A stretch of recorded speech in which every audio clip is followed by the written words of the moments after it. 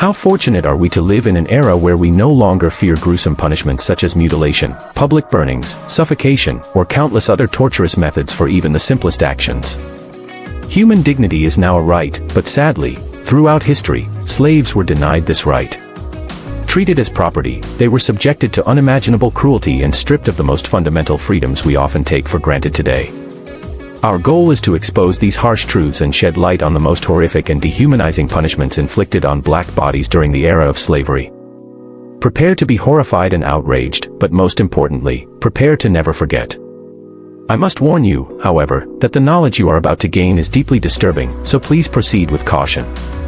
With that said, here are 10 of the most appalling punishments inflicted on blacks during slavery. 1. Whipping and salting. In March 1863, a man named Peter escaped from slavery on a Louisiana plantation. His journey to freedom was perilous, but he eventually reached the safety of Union soldiers in Baton Rouge and joined a black regiment. Military doctors examined Peter and discovered something horrifying. His back was covered with severe, protruding scars from brutal whippings by his former overseer. Peter had been the legal property of Captain John Lyons of St. Landry Parish, Louisiana. Disturbingly, this slaveholder, who operated in a place that might seem associated with purity and holiness, owned 38 slaves at that time. It is unknown what other atrocities he or his overseers might have committed. In America, slaves, including pregnant women and children, were often whipped as punishment. The St. Louis Republican reported an incident in 1844 where a slave owner had his 8-year-old female slave whipped to death, yet faced no consequences. Some owners were not content with just whipping. When the wounds began to heal, they ordered the wounds to be reopened and products like red pepper and turpentine to be applied. According to some accounts, one owner even ground a brick into dust, mixed it with lard, and had it rubbed into the wounds of a slave, causing excruciating pain. A letter from a Bostonian on November 12, 1863, discusses Peter's case, whose lacerated back in a photograph stirred widespread sympathy and outrage among humanitarian circles. Peter, speaking broken English and primarily French, recounted his escape and detailed the horrific abuse inflicted by overseer Arthian Carrier. Not only was Peter violently whipped, but all his wounds were also wiped with salt brine.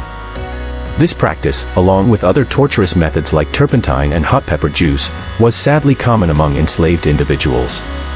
Some slaves were even whipped without any wrongdoing, simply to break their spirit and prevent any potential defiance.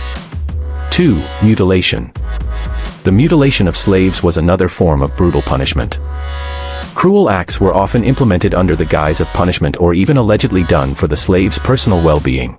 However, historical records reveal that these acts were far more about brutality than rehabilitation.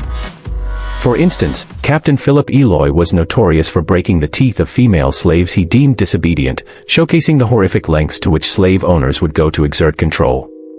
Mutilation was often as terrifying as death itself. During the Middle Passage, ship captains would behead recaptured slaves who attempted to escape, using their gruesome deaths as a warning to others.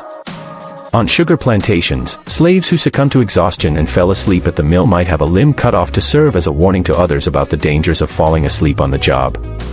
But even these practices were not nearly as horrendous as other instances. Moses Roper, who had lived as a slave in the Carolinas and Georgia, recalls in his narrative that his master poured tar on his head and face, set him on fire, clamped his fingers in a vise, removed his fingernails, and had another man smash his toes with a sledgehammer. Roper survived to tell the tale, but not everyone was as lucky. 3. Tying and burning in hot grease. Born in 1813, Harriet Jacobs was frequently the victim of brutal violence from her master. Fortunately, she was able to escape slavery and wrote about her experiences in her book, Incidents in the Life of a Slave Girl. She tells of a slaveholder named Mr. Litch, a wealthy man who owned 600 slaves. Various forms of punishment were inflicted on those slaves, but one common method was to tie a rope around a slave's body, suspend them above the ground, and kindle a fire beneath them with a piece of fat pork suspended above. As the pork cooked, scalding drops of fat continually fell on the slave's bare flesh, causing continuous and extreme pain. Knowing that Mr. Litch had hundreds of slaves, it is chilling to imagine how many had to endure this awful torture. 4. Hog's head. Moses Roper, who suffered and witnessed many forms of cruel punishment while enslaved, wrote a book detailing the tortures and indignities endured by American slaves after his escape.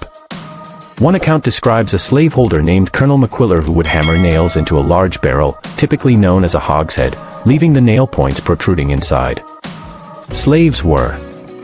The incident sparked outrage in New Orleans and beyond. A mob quickly gathered, enraged by the discovery of the mistreatment of the enslaved individuals. In protest against Madame LaLaurie's actions, they destroyed the mansion's furnishings and property. While historical accounts vary on the exact details and number of enslaved victims, the gruesome discovery at Madame LaLaurie's mansion paints a horrifying picture of the extreme cruelty and suffering inflicted through the use of chains on enslaved people. And sale. While demotion and sale might seem less brutal than other punishments inflicted upon enslaved people, these actions could lead to devastating outcomes, even death. George Washington, a proponent of corporal punishment such as whipping, also advocated for demotion and sale as means of discipline. In 1793, Washington instructed his farm manager to threaten an enslaved bricklayer whose work ethic was in question with a transfer to farm labor.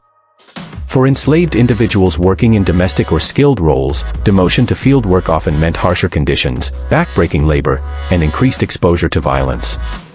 In extreme cases, slaves were sold to notoriously cruel owners who subjected them to relentless work, often leading to premature death. Washington would often use this as a last resort, selling enslaved people to other plantations as punishment for repeated attempts to escape.